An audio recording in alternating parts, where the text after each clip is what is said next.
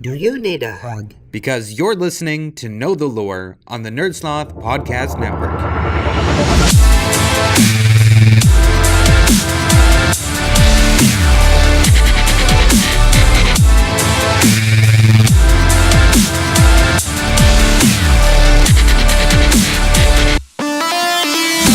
Hey, welcome back everybody to another episode of Know the Lore Overwatch. My name is Chris, aka Slurrednerd on the PlayStation Network and on Twitter, and it has been a while since the last installment, but over the last several months we've been getting a lot of pieces of lore and a brand new character that I'm really excited about, and that is Orisa.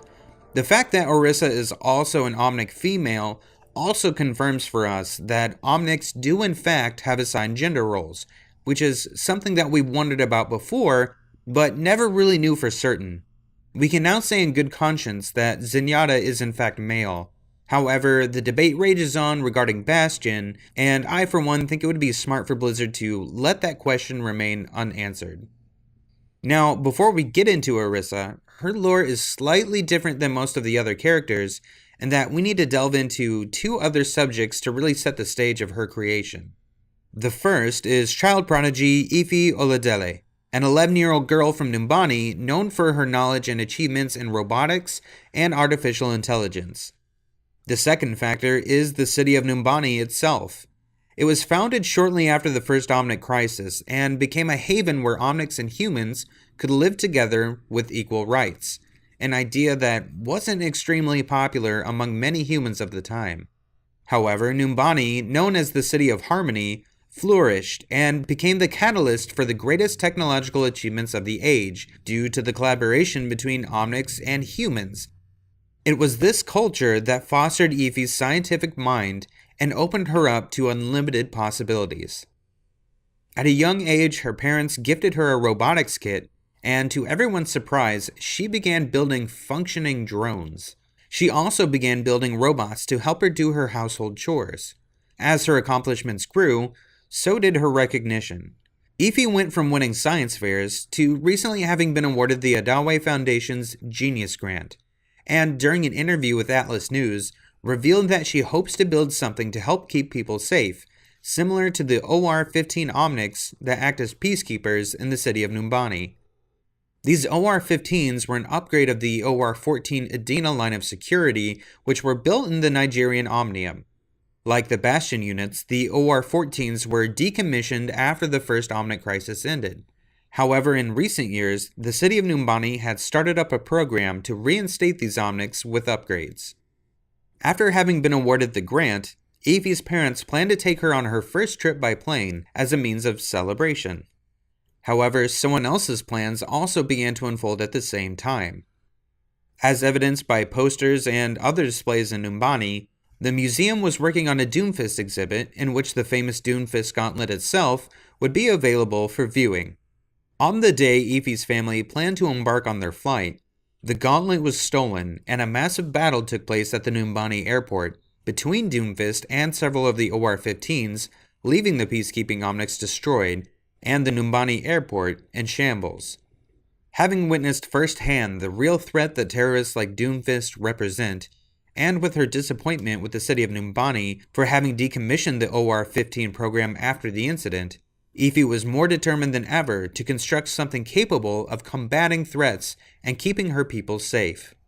She then used her grant money to purchase OR-15 parts from the city, and along with various other technologies, constructed a new Omnic, completed with an adaptive AI and personality core of her own design. Ify named this Omnic Orisa. Orisa now serves as the city's protector in much the same way as a police officer, but is still somewhat naive and learning the nuances of everyday culture. She shares Ify's optimism and, with her own budding sense of duty and honor, is prepared to protect Numbani and Ify at all cost. Now, to address the elephant in the room, or in your ears, I'm not really sure how that phrase works in this scenario actually. Will we see Doomfist as a playable hero?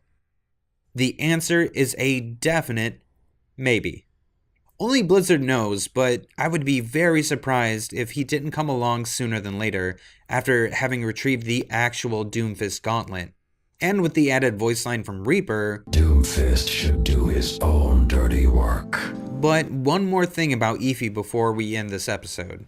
When Sombra was announced, we were treated to 2 animations, one of which was about her backstory, and in it, we see an image of her looking at a web of information which connected everything like Overwatch, Blackwatch, Talon, companies like Lumerico, Vishkar, specific historical figures, etc. And this is a huge point of controversy in the Overwatch community.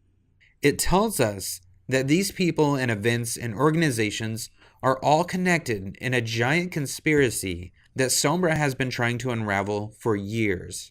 Now, at the center of this web is the symbol of an eye with 3 dots above and below it. And if you've seen any images of Ify, you'll notice that she has 3 dots painted above and below both of her eyes. So my question for you listeners is, what do you think that this means?